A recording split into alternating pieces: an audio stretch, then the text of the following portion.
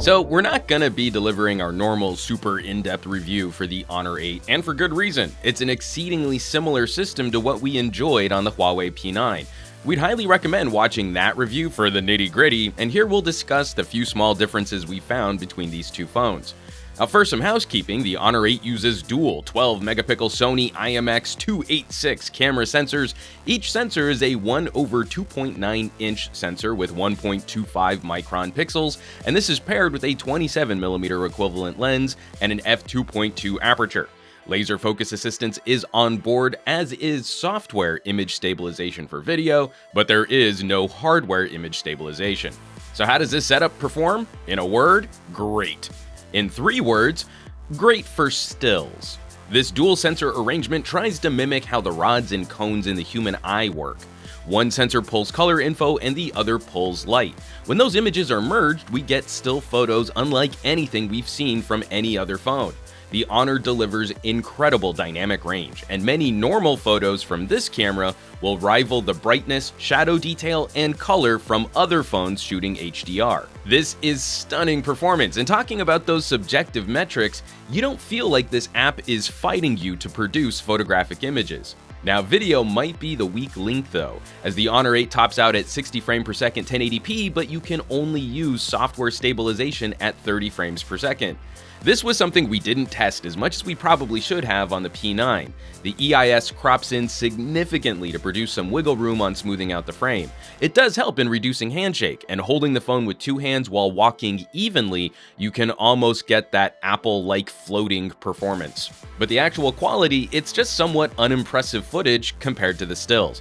Everything looks a bit dull, details look a bit soft. I'll heartily admit that we're totally spoiled by shooting UHD video on other phones, but even comparing 1080p output, this is just adequate performance. Even when viewing footage back on 1080p displays, this is a perfect example of why UHD video looks better on HD screens than HD footage will. So what's different from the P9? Not a whole lot. The camera app gets a nice little refresh, and this might help with organization.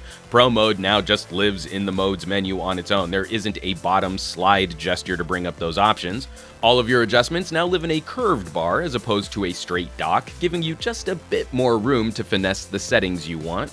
For images and output, the Honor 8 does seem to juice up the saturation a bit more than the P9 did. We'd maybe recommend dialing back the saturation just a touch in the photo settings. It's always easier to add more color than to try and remove color from an oversaturated shot.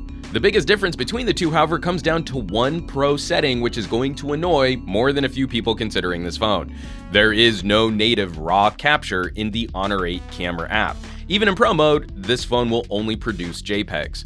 Thankfully, the phone still supports RAW capture, so using a third-party camera app will replace that function, but it is annoying to switch out for those times you think you might want to edit.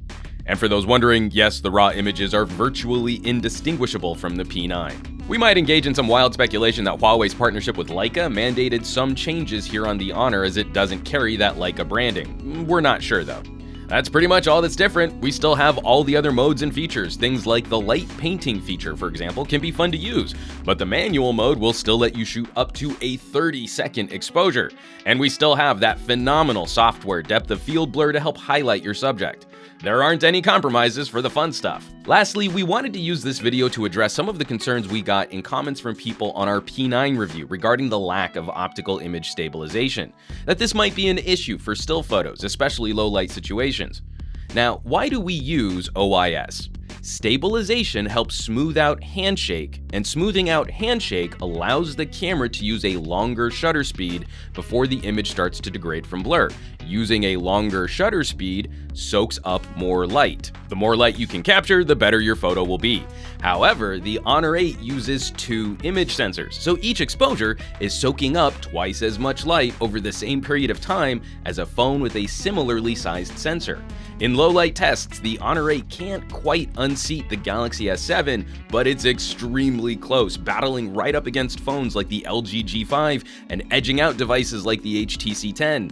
If anything, the phone often produces too bright of an image, which we regularly had to dial back almost to stop.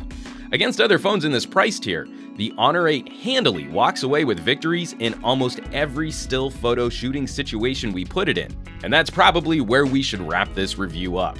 At $400, we might be inclined to say the OnePlus 3 could be the better all-rounder as it produces better video. But for the person who shoots more stills, there is not another phone which can compete until you climb up to a higher price bracket. All devices represent a collection of benefits and compromises. Subjectively, on a personal note, it's always more exciting to play with something unique. The Honor 8 surely brings some compromises to the table, but the benefits it delivers are formidable. It's fun. I like it a lot.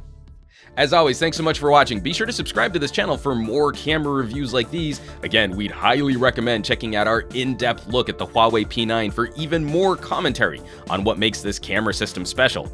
And help us out with some sharing on your favorite social networks. For Pocketnow, I'm Juan Carlos Bagnell, some gadget guy on Twitter and Instagram, and I will catch you all on the next review.